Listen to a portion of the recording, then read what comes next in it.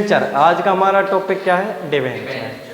तो डिबेंचर क्या होता है, क्यों होता है, किस लिए होता है और इसके होने से क्या होता है, ये पढ़ेंगे। देखो, कंपनी को कई बार फंड्स चाहिए होते हैं। क्या चाहिए होते हैं? फंड्स। तो उसके पास ऑप्शन होते हैं, या तो वो शेयर्स निकाले, ठीक है। अब शेयर्स निकालने का नुकसान क्या है? ओनरशिप ट्रांसफर होगी। हालांकि इंटरेस्ट कम देना पड़ेगा, लेकिन ओनरशिप ट्रांसफर हो जाएगी।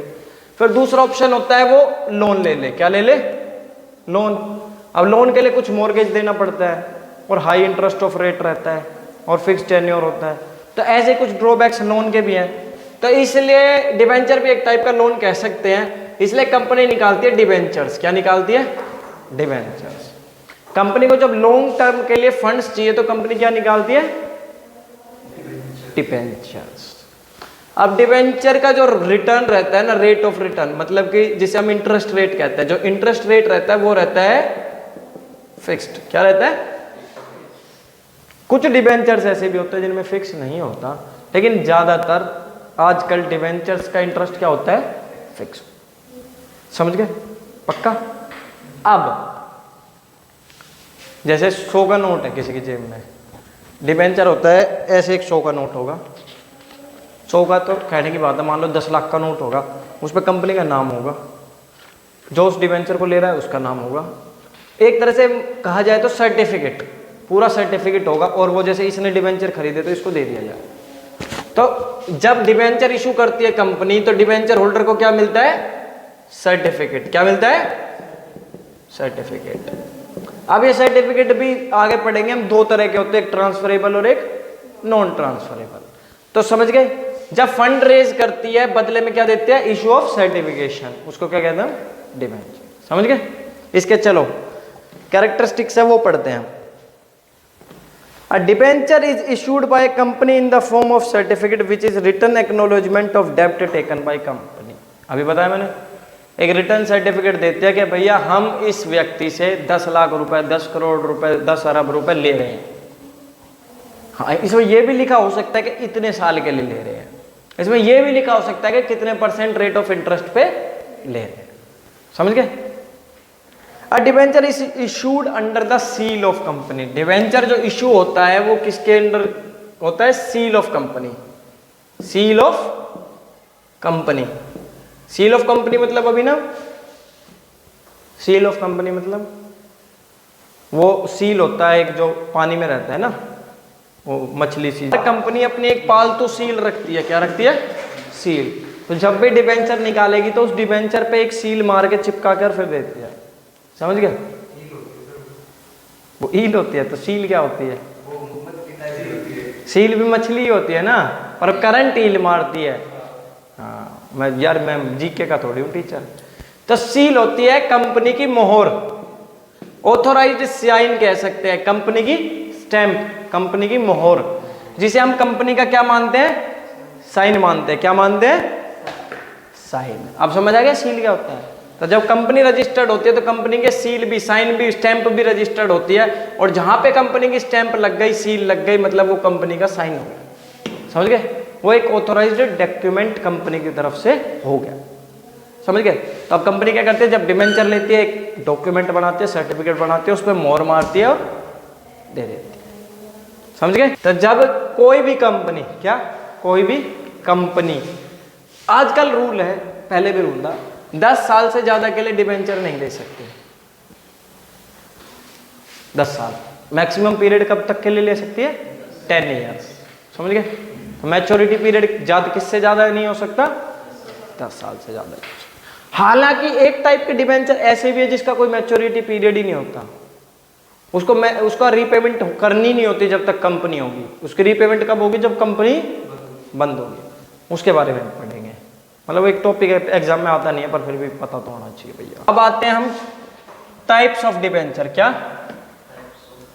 Types of debenture? क्या है? Types of debenture. अब डिबेंचर को कुछ टाइप्स में बांटा गया है, उनको समझने के लिए। समझ गए? सबसे पहला डिबेंचर है भैया सिक्योर्ड डिबेंचर या मॉर्गेज डिबेंचर। कौन सा? Secured debenture. इसका मतलब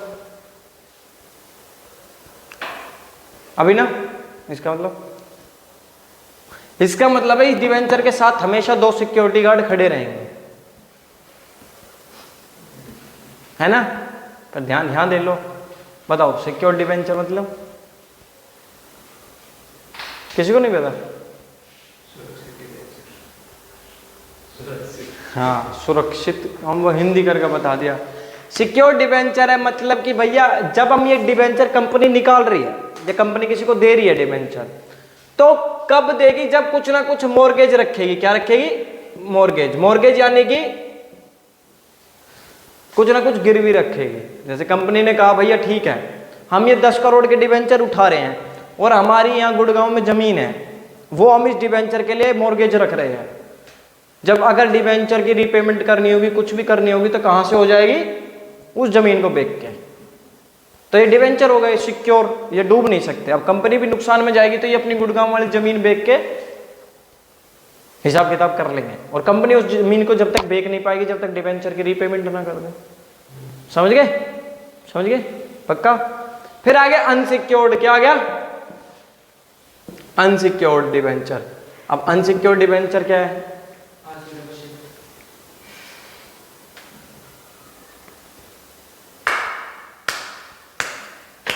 बस आप बताओ अनसिक्योर्ड क्या? सिंपल सी बात है, जिसके लिए कोई भी मॉर्गेज ना रखनी पड़े।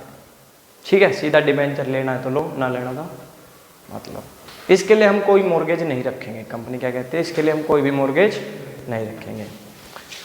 अगला आता है भैया रजिस्टर्ड। क्या आता है? Registered debenture. रजिस्टर्ड डिवेंचर क्या होता है ये बताओ। हाँ, रजिस्टर्ड डिवेंचर क्या होता है? जल्दी बताया करो यार, नहीं पता? देखो रजिस्टर्ड डिवेंचर क्या होता है, कंपनी क्या कहते हैं, जो डिवेंचर होल्डर है, एक आगे नाम सुनोगे आप, एंट्रीज में भी सुनोगे डिवेंचर होल्डर। क्या? Debenture holder. कंपनी उस डिवेंचर होल्डर की सारी इंफॉर्मेशन लेती है। ठीक है, जैसे मान लो हर्ष खरीद रहा है तो हर्ष का नाम, नंबर, एड्रेस लेगी, और ये जो डिवेंचर होगा ये इशू होगा किसके नाम पे होगा? हर्ष के नाम पे। फिर इस डिवेंचर का हमेशा मालिक कौन माना जाएगा? हर्ष ही माना जाएगा। समझ गए? सिंपल सी बात समझ गए? हर्ष इसको फिर ट्रांसफर नहीं कर सकता किसी को। ठीक है, लेकिन एक होता है बियरर। क्या होता है? बियरर। इसमें कोई रजिस्टर्ड नहीं होता, एक सिंपल सर्टिफिकेट आएगा। अब अगर वो सर्टिफिकेट हर्ष के पास है तो डिवेंचर का होल्डर कौन माना जाएगा? हर्ष। उसने लोकेश को दे दिया तो डिवेंचर होल्डर का कौन माना जाएगा? योगेश। उसने लोकेश को दे दिया तो लोकेश। जिसके पास वो सर्टिफिकेट होगा वो डिवेंचर होल्डर होगा। क्यों? क्योंकि कंपनी के पास कोई डिटेल्स ही नहीं है, वो रजिस्टर्ड डिवेंचर ही नहीं है। समझ गए? कोई डाउट? पक्का? फिर होता है रिडीमेबल। क्या?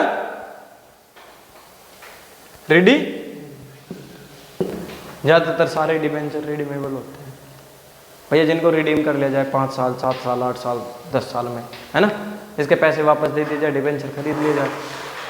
इररिडीमेबल नई चीजें जो होती नहीं है आजकल, इररिडीमेबल, जो मैं आप लोगों को बता नहीं रहा था कि जिसको रिडीम ही नहीं करना जब तक कंपनी रहेगी। जब तक कंपनी जिंदा है तब तक डिवेंचर जिंदा है। डिवेंचर रिडीम कब किए जाएंगे? जब कंपनी लिक्विडेशन पे होगी। समझ गए? कोई डाउट? पक्का? बंद होने की कगार पे। कभी कभी मुझको डाउट होता है, कई कॉमर्स में ये, तुम साइंस के बच्चे तो आके नहीं बैठ गए। फिर होता है भैया, एक होता है कन्वर्टिबल। ट्रांसफरेबल तो ये हो गया ना, वो बियरर वाला, इसको ही ट्रांसफरेबल कहते हैं। फिर एक होता है कन्वर्टिबल। क्या होता है? लास्ट कन्वर्टिबल डिवेंचर, मतलब जिसको आप कन्वर्ट कर सको, डिवेंचर को प्रेफरेंस शेयर में कन्वर्ट कर सको, शेयर्स में कन्वर्ट कर सको, उसको क्या बोलते हैं?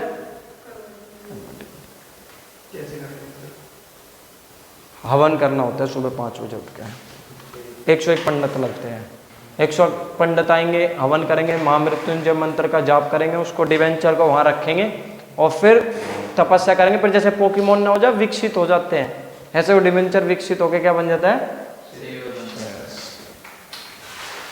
ठीक है, कैसे करते हैं वो हमारा 12th का टॉपिक नहीं है भैया, फिर भी बता देता हूं। कंपनी बीच में लाती है नोटिस कि कन्वर्टिबल डिबेंचर कन्वर्ट्स कर सकते हैं 10% इक्विटी या 10% preference share at the rate ₹10 में, जो कराना चाहता है बता दो। फिर वो अपना डिबेंचर की एप्लीकेशन डालते हैं। अब उनके डिबेंचर बन रहे 10 लाख के, तो 10 लाख के हिसाब से जितने इक्विटी शेयर या जितने प्रेफरेंस शेयर बनेंगे वो उनके नाम पे आ जाएंगे। समझ गए? थोड़ा IQ लगा लिया, खुद का भी दिमाग लगा लिया करो यार। चलो सवाल ढंग का पूछा है, कम से कम ऐसा तो ना पूछो सर फोर फीचर क्या होता है। ये किसने पूछा था? हाँ योगेश तो है ही गंदा बच्चा।